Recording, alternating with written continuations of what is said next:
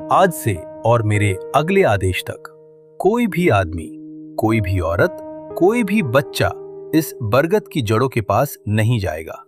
वहां रखा घड़ा जहां है वहीं रहेगा। कोई उसे छुएगा नहीं, उसके पास बैठेगा नहीं, उसके बारे में अनावश्यक चर्चा भी नहीं करेगा। यह मेरा अनुरोध नहीं, खुशीनगर के मुखिया का आदेश है। मुखिया जी, हमने जीवन भर आपकी हर बात मानी है, लेकिन आज पहली बार आप बिना कारण बताए इतना बड़ा आदेश दे रहे हैं। अगर कोई खतरा है तो हमें बताइए, गांव वाले मिलकर उसका सामना करेंगे। रामदीन, हर बात का कारण जानना जरूरी नहीं होता। कई बार कारण जानने की जिज्ञासा ही सबसे बड़ा संकट बन जाती है। मैं जितना कह रहा हूं उतना मान लो, यही पूरे गांव के हित में है। मुखिया जी, मैंने हमेशा आपको अपने पिता जैसा माना है। आज भी आपकी बात का सम्मान करता हूं, लेकिन अगर गांव के लोगों से कोई बात छिपाई जा रही है तो उनके मन में डर पैदा होगा। डर से अफवाहें जन्म लेती हैं और अफवाहें किसी भी गांव को बांट देती हैं। अगर आप पूरा सच नहीं बता सकते तो कम से कम इतना तो बताइए कि हमें किस बात से सावधान रहना है। अर्जुन, तुम्हारी यही आदत मुझे परेशान करती है। हर बात का उत्तर उसी समय चाहिए। हर बंद दरवाजा खोलने की जिद अच्छी नहीं होती। मैंने जो कहा है वही अंतिम निर्णय है। इस विषय पर अब कोई प्रश्न नहीं होगा।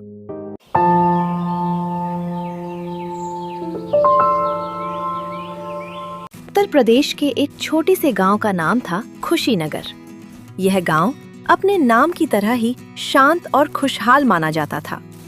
सुबह होते ही मंदिर की घंटियां गूंज उठती, खेतों की मेरों पर किसान दिखाई देते और चौपाल पर बुजुर्ग गांव की बातें किया करते थे। लेकिन इस गांव की एक ऐसी परंपरा थी जिसे कोई लिख कर नहीं गया था, फिर भी हर बच्चा उसे बचपन से सीखता आया था। गांव के बीचों बीच खड़े सदियों पुराने बरगद के पेड़ की जड़ों के नीचे रखा एक साधारण सा मिट्टी का घड़ा, उसे कोई छूता नहीं था। लोग कहते थे कि वह घड़ा सिर्फ मिट्टी का नहीं, बल्कि एक ऐसे रहस्य का पहरेदार है जिसे समय ने बरगद की जड़ों में छिपा कर रखा है। जो जितना उसके बारे में जानना चाहता, उतना ही उससे दूर रहने की सलाह दी जाती। मुखिया जी, एक बात पूछूं? पिछले कई सालों से मन में है, लेकिन हर बार पूछते पूछते रुक जाता हूं। आज न जाने क्यों लग रहा है कि पूछ ही लूं। रामदीन, दोस्ती में पूछने की इजाजत नहीं मांगी जाती। जो मन में है खुलकर कहो। जब मैं 5-6 साल का था तब भी ये घड़ा यहीं रखा था। मेरे पिता कहते थे कि इसे कभी हाथ मत लगाना। उन्होंने वजह नहीं बताई। अब मेरे बेटे भी यही सवाल पूछते हैं कि आखिर इस घड़े में ऐसा क्या है। क्या अब समय नहीं आ गया कि गांव वाले सच जाने? भोला, तुम तो रोज जंगल जाते हो। बरगद के आसपास की सूखी लकड़ियां भी तुम ही लाते हो। तुमने कभी इस घड़े के बारे में कुछ अजीब महसूस किया?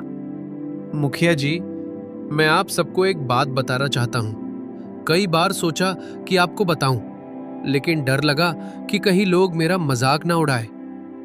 पिछले महीने की बात है, मैं शाम ढलने से पहले लकड़ियां बांध रहा था। तभी मैंने देखा कि इस घड़े के पास एक हल्की सी नीली रोशनी चमकी।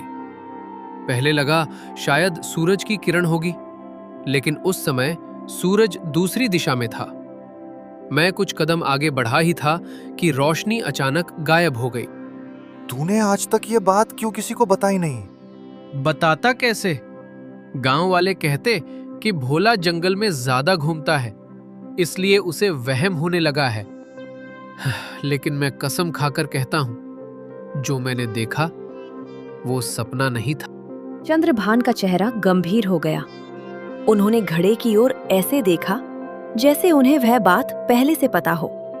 उसी समय दूर रास्ते से किसी के कदमों की आवाज सुनाई दी। कंधे पर फावड़ा, माथे पर पसीना और चेहरे पर सादगी लिए अर्जुन चौपाल की ओर चला आ रहा था। अर्जुन को यह बिल्कुल भी अंदाजा नहीं था कि चौपाल पर लोगों के चेहरों पर इतनी गंभीरता क्यों है। उसके लिए ये सुबह भी हर रोज की तरह ही थी। राम राम मुखिया जी। राम राम रामदीन काका। भोला भैया जंगल से जल्दी लौट आए क्या? दूर से देखा तो लगा कोई बड़ी पंचायत चल रही है, इसलिए सोचा खेत जाने से पहले आप सबसे मिलता चलूं। आओ अर्जुन आओ। पंचायत तो कोई नहीं है, लेकिन बात ऐसी है जिसने कई सालों से इस गांव के लोगों को सोचने पर मजबूर कर रखा है। ये घड़ा बचपन से इसे यहीं देखता आ रहा हूं। जब छोटा था तो कई बार मन हुआ कि पास जाकर देखूं, लेकिन माँ हमेशा कहती थी बरगद के नीचे रखे घड़े से जितनी दूरी रखोगे उतनी ही शांति से जियोगे। तब समझ नहीं आता था। आज भी वही सवाल मन में है, आखिर इसमें ऐसा क्या है? बेटा, यही सवाल तो आज सुबह मैं भी मुखिया जी से पूछ रहा था। आधी जिंदगी बीत गई, लेकिन इस घड़े का रहस्य किसी ने नहीं बताया। अब लगता है कि सवाल पूछने वाले बढ़ते जा रहे हैं, मगर जवाब देने वाला कोई नहीं है। अर्जुन, मैं तुझे एक बात बताऊं, लेकिन तू पहले वादा कर कि मेरी बात को हंसी में नहीं उड़ाएगा। मैं कोई कहानी नहीं बना रहा। जो कहूंगा अपनी आंखों से देखा हुआ कहूंगा। भोला भैया, आपसे बड़ा इस गांव के जंगलों को कौन जानता है? आपने अगर अपनी आंखों से कुछ देखा है तो उसे मजाक कैसे समझ सकता हूं? आप निश्चिंत होकर कहिए। करीब 1 महीने की बात है। मैं शाम के समय जंगल से सूखी लकड़ियां लेकर लौट रहा था।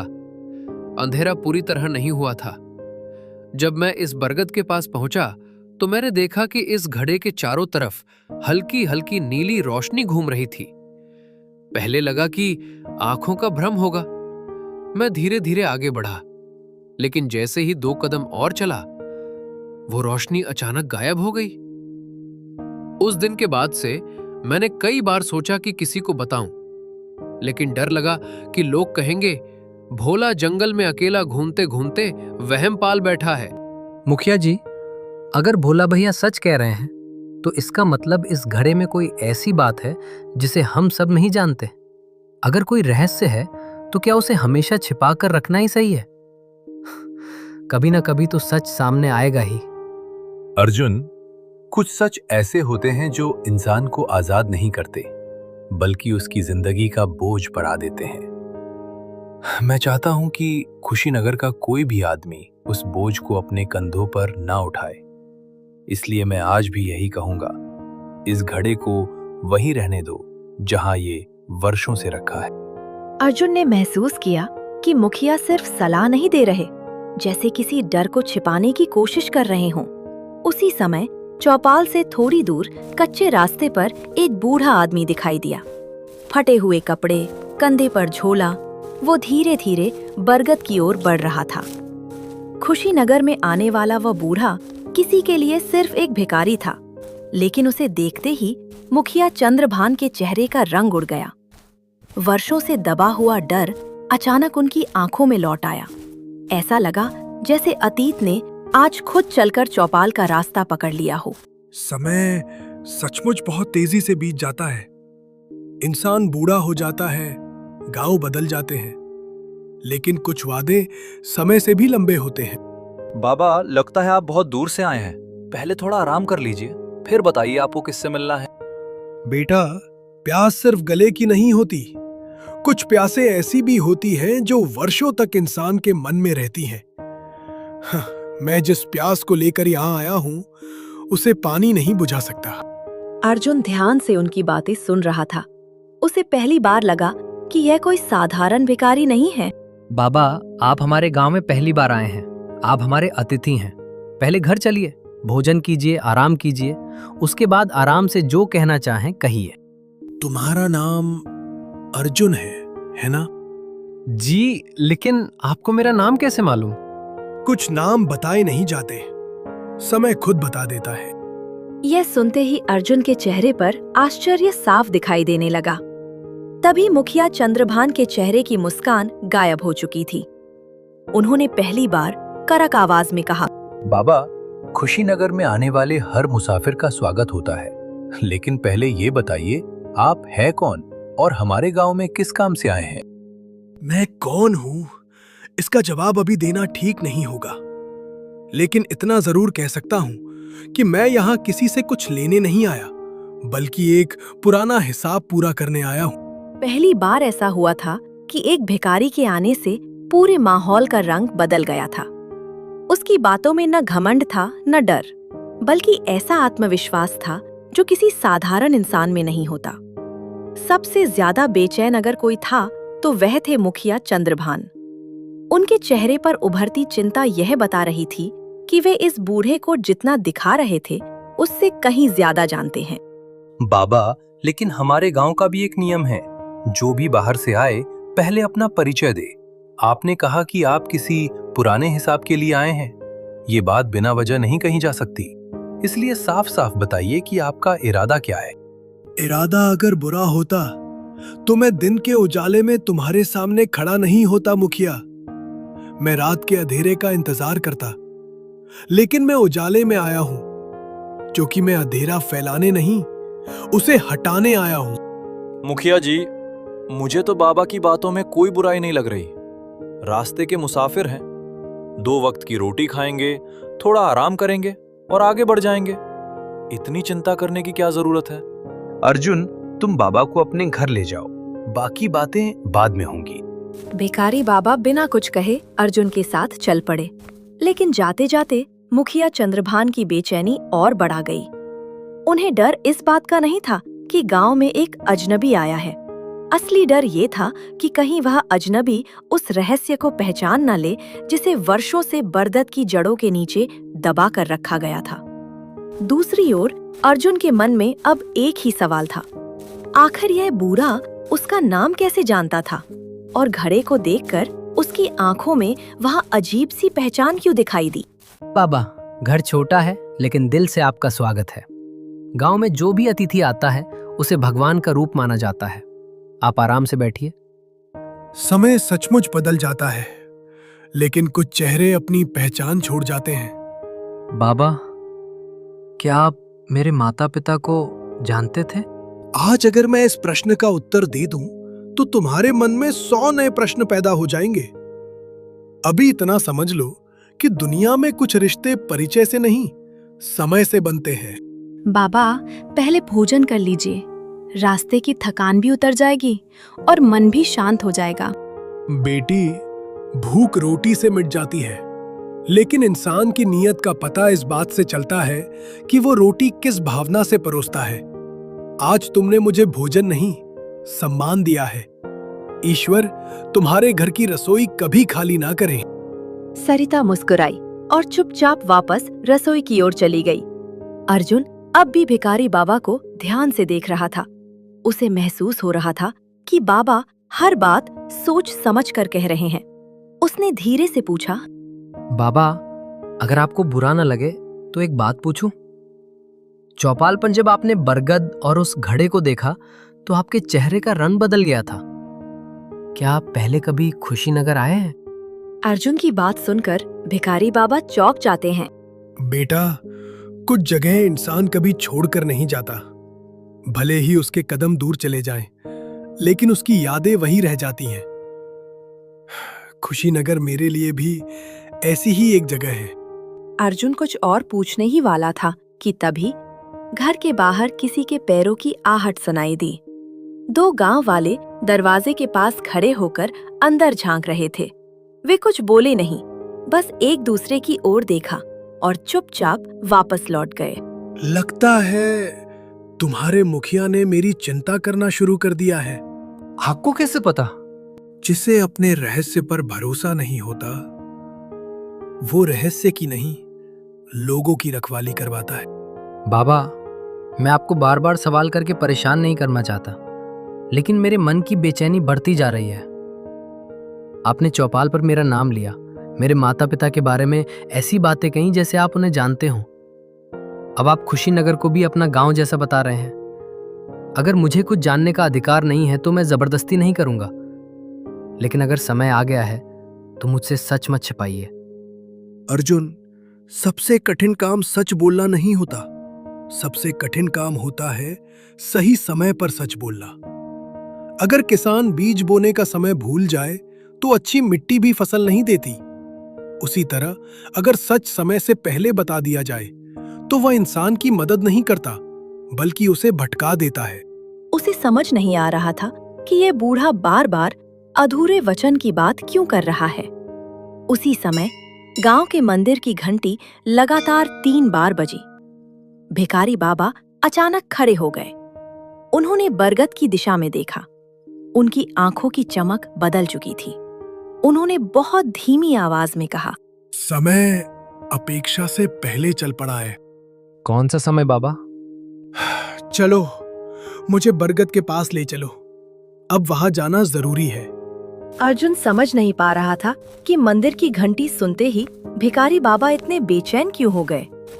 उधर उसी समय चौपाल पर बैठे मुखिया चंद्रभान भी अचानक उठ खड़े हुए और बिना किसी को कुछ बताए तेज कदमों से बरगद की ओर चल पड़े।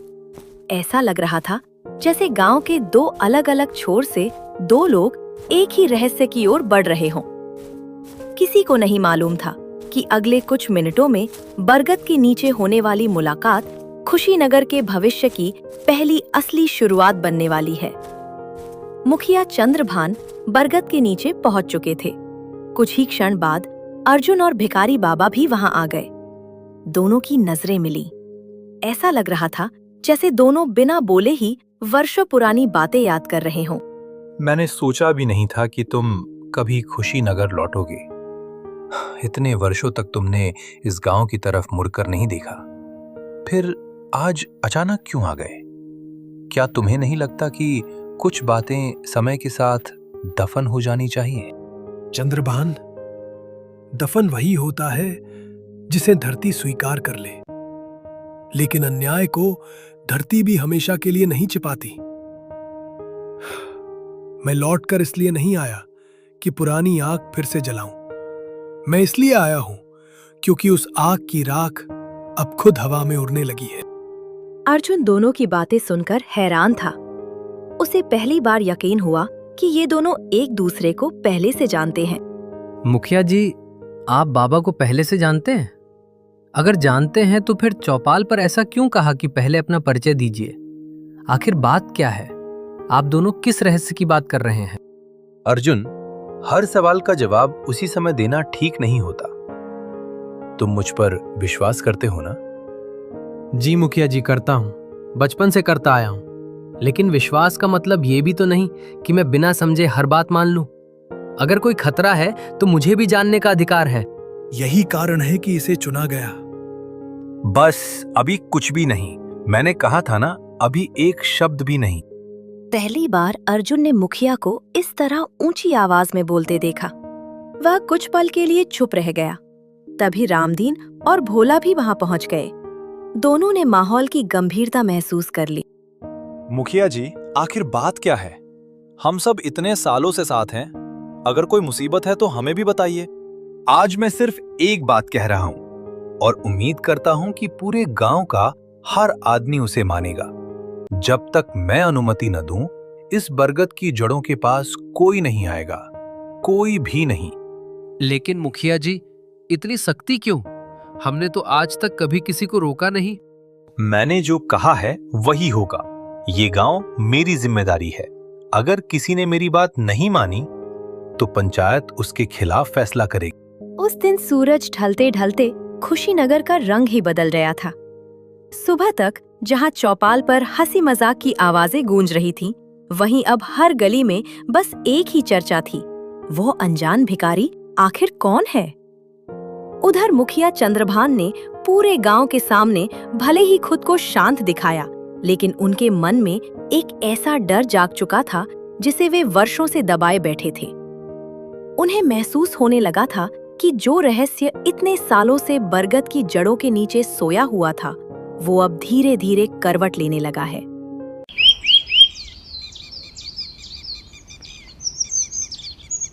शाम पूरी तरह उतर चुकी थी। आसमान पर काले बादल छा गए थे। दूर कहीं बिजली चमकी, लेकिन बारिश अभी शुरू नहीं हुई थी। उधर भोला अपने हाथों में कुल्हाड़ी लिए जंगल की ओर बढ़ रहा था। अरे भोला, आज मत जा। देख नहीं रहा मौसम बिगड़ रहा है।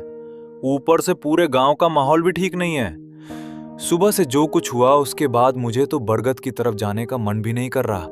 रामदीन काका, अगर आज लकड़ियां नहीं लाया तो कल घर का चूल्हा कैसे जलेगा? जंगल मेरा रोज का रास्ता है। बरगद मुझे कभी नुकसान नहीं पहुंचाएगा। हाँ, आज जरूर मन थोड़ा भारी है। पता नहीं क्यों ऐसा लग रहा है कि जंगल भी आज कुछ कहना चाहता है। ठीक है जाओ, लेकिन जल्दी लौट आना, और अगर कुछ भी अजीब लगे तो बिना रुके वापस आ जाना। भोला धीरे धीरे जंगल की तरफ लकड़ियां काटने जा रहा था। चारों तरफ सन्नाटा था, हवा बिल्कुल बंद थी। इतनी खामोशी कि अपने कदमों की आवाज भी साफ सुनाई दे रही थी। भोला बरगद से थोड़ी दूर पहुंचा था कि अचानक से एक आवाज सुनाई दी, जैसे कोई मिट्टी के घड़े पर उंगलियों से हल्की चोट कर रहा हो। भोला एकदम ठिठक गया। उसने धीरे धीरे सिर उठाकर बरगद की तरफ देखा। घड़ा वहीं रखा था, लेकिन उसके आसपास कोई नहीं था। भोला ने खुद को समझाया, नहीं, शायद किसी सूखी टहनी के गिरने की आवाज होगी। मैं भी ना सुबह की बातों को मन में बैठाकर हर चीज में रहस्य ढूंढने लगा हूं। लेकिन तभी आवाज लगातार 3 बार आई। भोला की धड़कन तेज हो गई। उसने साहस जुटाया और धीरे धीरे बरगद की ओर कदम बढ़ाए। जैसे जैसे वह पास पहुंच रहा था, उसे महसूस हुआ कि घड़े के चारों ओर की मिट्टी हल्की हल्की चमक रही है। नीली नहीं, बल्कि ऐसी फीकी चांदी जैसी रोशनी जो सिर्फ कुछ क्षणों के लिए दिखाई देती और फिर गायब हो जाती। भोला ने कांपती आवाज में कहा, कौन है? कौन है वहां पर? अगर कोई मजाक कर रहा है तो सामने आ जाओ। मैं डरने वालों में से नहीं हूँ। भोला, तुम कहाँ जा रहे हो? उसे ऐसा लगा जैसे घड़े के अंदर से किसी ने बहुत धीमी आवाज में उसका नाम लिया। भोला का चेहरा सफेद पड़ गया। उसने चारों ओर देखा, कोई नहीं था, लेकिन वो आवाज उसने साफ साफ सुनी थी। भोला बिना पीछे देखे तेज कदमों से गांव की ओर लौट पड़ा। वर्षों पहले लिया गया एक निर्णय आज भी खुशीनगर की सांसों के साथ चल रहा था। उस निर्णय का बोझ सिर्फ एक घड़े पर नहीं, पूरे गांव की किस्मत पर था। और अब वह बोझ धीरे धीरे हल्का होने लगा था। उधर भोला घर पहुंचा। उसकी पत्नी ने उसके चेहरे की घबराहट देख ली। क्या हुआ? आज तुम्हारा चेहरा इतना उतरा हुआ क्यों है? जंगल में किसी जंगली जानवर का सामना हो गया था क्या? नहीं, आज जंगल में जानवर नहीं मिला, लेकिन जो मिला उसे मैं समझ नहीं पा रहा हूँ। अगर मैं किसी और से सुनता तो शायद कभी विश्वास नहीं करता, मगर आज जो मैंने अपनी आंखों से देखा उसे भूल भी नहीं पा रहा हूँ। साफ साफ बताओ, आज क्या हुआ? मन में डर रखोगे तो डर और बढ़ेगा। बरगद के नीचे रखा घड़ा, उसके पास कोई नहीं था, फिर भी उसमें से आवाज आई। ऐसा लगा जैसे किसी ने मेरा नाम लेकर पुकारा हो। और मुझे कसम है, मैंने बरगद की जड़ के पीछे किसी लंबे साए को खड़ा देखा था। तुम कल से जंगल मत जाना, मुझे ये सब अच्छा नहीं लग रहा। भोला को पहली बार अपने साहस से ज्यादा अपने परिवार की चिंता होने लगी थी। उसी समय अर्जुन के घर पर भिखारी बाबा बाहर खड़े आसमान की ओर देख रहे थे। अर्जुन धीरे से उनके पास आकर, बाबा, क्या आपको नींद नहीं आ रही? जिस इंसान ने वर्षों तक एक ही दिन का इंतजार किया हो, उसकी आंखों से नींद पहले ही चली जाती है बेटा। आप बार बार ऐसे इशारे करते हैं जिन्हें मैं समझ नहीं पाता। अगर मैं सच जानने की योग्य नहीं हूं तो मैं जिद नहीं करूंगा, लेकिन इतना तो बताइए, क्या खुशीनगर पर कोई खतरा आने वाला है? खतरा बाहर से नहीं आ रहा अर्जुन। खतरा तो कई साल पहले इसी मिट्टी में बो दिया गया था। अब उसकी जड़ें इतनी गहरी हो चुकी हैं कि उन्हें काटना आसान नहीं होगा। क्या उस खतरे का संबंध बरगद और उस घड़े से है? हाँ, लेकिन सिर्फ घड़े से नहीं, उस घड़े के भीतर जो कैद है उससे है। तो क्या उस घड़े में किसी निर्दोष को कैद किया गया है? जिस परछाई की बात मैंने की, वो जन्म से अंधेरी नहीं थी। उसे अंधेरा इंसानों ने दिया। उसे लालच ने जन्म नहीं दिया, लालच ने उसे कैद किया। यही कारण है कि मैं उसे राक्षस नहीं कहता। तो क्या वो किसी इंसान की आत्मा है? नहीं, वो इससे भी पुरानी है। वो इस बरगद की उम्र जितनी पुरानी है। वो इस धरती की गवाह है। उसने इस गांव को बसते देखा है, लोगों को बदलते देखा है, और इंसान के लालच को भी देखा है। उसी समय गांव के दूसरे छोर पर मुखिया चंद्रभान अपने कमरे में अकेले बैठे थे और हाथ में एक ताबीज था।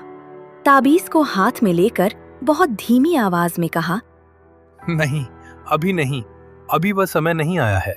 मैंने इतने वर्षों तक सब कुछ संभाल कर रखा है।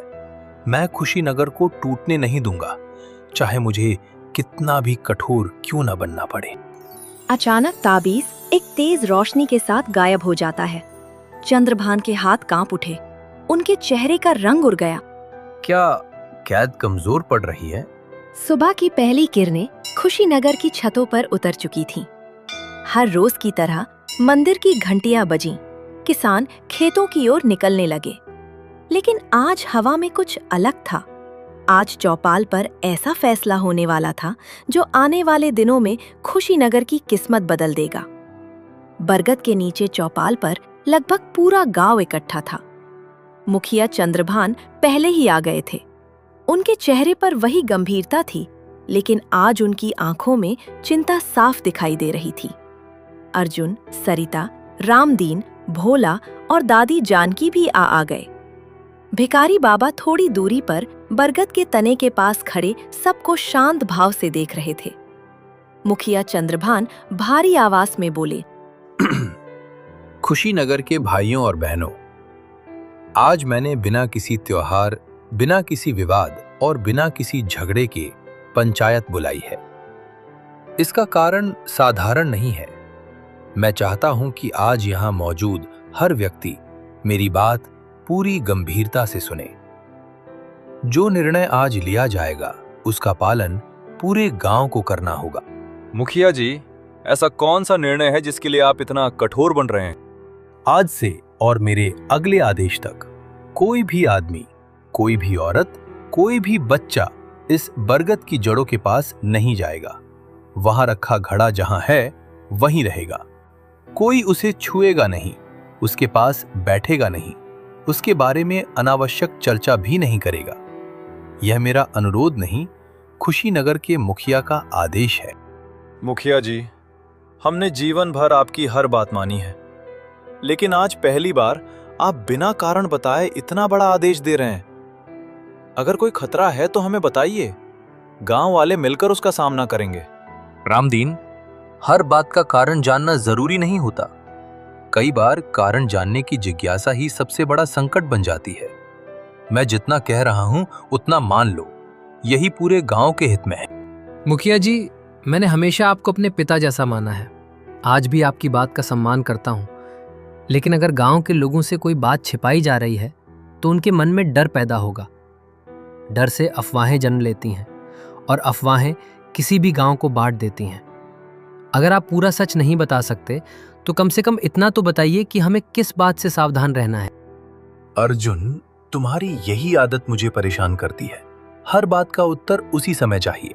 हर बंद दरवाजा खोलने की जिद अच्छी नहीं होती। मैंने जो कहा है वही अंतिम निर्णय है। इस विषय पर अब कोई प्रश्न नहीं होगा। पूरी चौपाल में सन्नाटा छा गया। अर्जुन ने पहली बार महसूस किया, आज सामने वही चंद्रभान खड़े थे, लेकिन उनके शब्द पहले वाले मुखिया जैसे नहीं थे। उसी समय शांत खड़े भिखारी बाबा ने शांत स्वर में कहा, मुखिया, प्रश्नों को रोका जा सकता है, लेकिन समय को नहीं। जिस सत्य से तुम पूरे गांव को बचाना चाहते हो, वही सत्य अब स्वयं चलकर इस चौपाल तक आने वाला। ऐसा पहली बार था जब पूरे गांव के सामने मुखिया चंद्रभान और भिखारी बाबा आमने सामने खड़े थे। अर्जुन समझ चुका था कि यह सिर्फ एक घड़े की कहानी नहीं है, यह उन लोगों की कहानी है जिन्होंने वर्षों तक सच को छिपाकर रखा। चौपाल से उठते समय हर आदमी के मन में एक ही सवाल था, आखिर ऐसा कौन सा डर है जिसने चंद्रभान जैसे मजबूत इंसान की आवाज तक बदल दी। धीरे धीरे गांव वाले अपने अपने घरों की ओर लौटने लगे। अर्जुन बेटा, मैंने चंद्रभान को बचपन से देखा है। हम दोनों साथ बड़े हुए हैं। उसने कभी बिना वजह किसी पर आवाज ऊंची नहीं की। आज जब वो तुम पर नाराज हुआ तो मुझे उससे ज्यादा चिंता उसकी आंखों की हुई। उसमें गुस्सा कम, डर ज्यादा था। रामदीन काका, मैं भी यही सोच रहा हूँ। अगर सिर्फ कोई पुरानी परंपरा होती तो मुखिया जी इतनी बेचैनी क्यों दिखाते? ऐसा लगता है जैसे वे किसी ऐसी बात को रोकना चाहते हैं जो उनके हाथ से निकलती जा रही है। अर्जुन, मैं सुबह से तुझे एक बात बताना चाहता था, लेकिन पंचायत के कारण मौका नहीं मिला। रात को जंगल में जो मैंने देखा, उसके बाद मैं आज पहली बार कुल्हाड़ी लेकर भी जंगल जाने से डर रहा हूं। भोला भैया, डर मन में जितना दबाओगे उतना बढ़ेगा। जो देखा है साफ साफ बता दो, चाहे हम समझ पाए या नहीं, लेकिन अकेले मत सहो। कल शाम को जब मैं जंगल में लकड़ियां काटने जा रहा था, तब ये बरगद का पेड़ मुझे आवाज लगाया। जब मैंने अपना नाम सुना, उस समय वहां कोई नहीं था। मैं झूठ नहीं बोल रहा। अगर वह सपना होता तो मैं भूल जाता, लेकिन वह आवाज अभी भी कानों में गूंज रही है। मुझे ऐसा लग रहा है जैसे कोई मुझे पहचानता है, जबकि मैंने उसे कभी देखा ही नहीं। तभी दादी जानकी धीरे धीरे उनके पास आ जाती हैं। बेटा, डर हमेशा उस इंसान को पकड़ता है जो सच से भागना चाहता है। दादी, आप यहाँ? आपने हमको बुला लिया होता। इतनी धूप में चलकर आने की क्या जरूरत थी?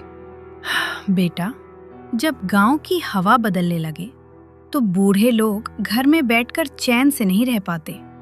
आज चौपाल में जो हुआ, उसे देखकर मुझे कई साल पुरानी बातें याद आने लगी। तीनों एकदम ध्यान से उनकी ओर देखने लगे। दादी ने बरगद की दिशा में देखा। उनकी आंखें कुछ पल के लिए नम हो गईं। बेटा, आज से लगभग 25 साल पहले भी मैंने चंद्रभान की आंखों में यही डर देखा था। उस दिन भी पूरा गांव चौपाल पर इकट्ठा था। उस दिन भी उसने लोगों से एक बात छिपाई थी, और उसी दिन खुशीनगर की किस्मत ने एक नया मोड़ लिया था। दादी, उस दिन क्या हुआ था? आपने कभी किसी को बताया क्यों नहीं? दादी जानकी ने जवाब देने के लिए होंठ खोले ही थे कि अचानक दूर से मुखिया चंद्रभान तेज कदमों से उनकी ओर आ रहे थे। उनके चेहरे पर चिंता थी और ऐसा लग रहा था कि वे किसी भी कीमत पर दादी को आगे बोलने नहीं देना चाहते। दादी, इतनी धूप में आपको बाहर नहीं निकलना चाहिए था। आपकी तबीयत पहले जैसी नहीं रही। अगर कोई काम होता तो मुझे बुला लेती, मैं खुद आपके घर आ जाता। चंद्रभान, शरीर बूढ़ा हुआ है, यादें नहीं। कुछ बातें ऐसी होती हैं जिन्हें इंसान जितना दबाता है वे उतनी ही जोर से लौटती हैं। आज चौपाल में तुम्हें देखकर मुझे बहुत पुरानी सुबह याद आ गई। उसी तरह तुम लोगों के सामने खड़े थे और उसी तरह तुम्हारी आंखों में डर था। दादी, पुरानी बातों को याद करने से किसी का भला नहीं होगा। जो बीत गया उसे बीत जाने देना ही समझदारी है। मुखिया जी, अगर पुरानी बातें आज भी लोगों को डराती हैं तो क्या उन्हें जानना जरूरी नहीं है? मैं किसी की इज्जत कम नहीं करना चाहता, लेकिन मुझे लगता है कि हम सब अधूरी कहानी के साथ जी रहे हैं। अर्जुन, तुम मुझे गलत समझ रहे हो। मैं सच से नहीं भाग रहा। मैं सिर्फ चाहता हूं कि खुशीनगर में फिर कभी वैसा दिन ना आए जैसा मैंने अपनी आंखों से देखा था। कुछ घाव ऐसे होते हैं जिन्हें बार बार खोलने से वे भरते नहीं और गहरे हो जाते हैं। चंद्रभान, हम बचपन से साथ हैं। अगर कोई बोझ है तो उसे अकेले मत उठाओ। गांव तुम्हारा अपना है। दुख बांटोगे तो हल्का होगा। काश कुछ बोझ बांटे जा सकते रामदीन, लेकिन कुछ जिम्मेदारियां ऐसी होती हैं जिन्हें आदमी आखिरी सांस तक अकेले ढोता है। चंद्रभान, तुम जितना सच छिपाओगे उतना ही वो तुम्हारे पीछे चलेगा। मैंने अपनी उम्र में यही देखा है। सच कभी मरता नहीं, बस सही समय का इंतजार करता है। दादी, मैं हाथ जोड़कर आपसे विनती करता हूँ, अभी कुछ मत कहिए। अभी समय नहीं आया है। समय? बेटा, समय किसी से पूछकर नहीं आता। इतना कहकर वे धीरे धीरे वहां से चली गईं।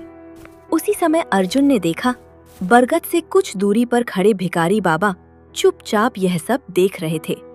उनके चेहरे पर न आश्चर्य था न चिंता, मानो जो कुछ हो रहा था वह पहले से जानते हों। पार्ट 2 का थोड़ा इंतजार कीजिए। सस्पेंस अभी खत्म नहीं हुआ है। अगले भाग में आपको पता चलेगा कि भिखारी बाबा असल में भिखारी नहीं है, और अर्जुन के पिताजी भी गांव के लिए महान आदमी थे।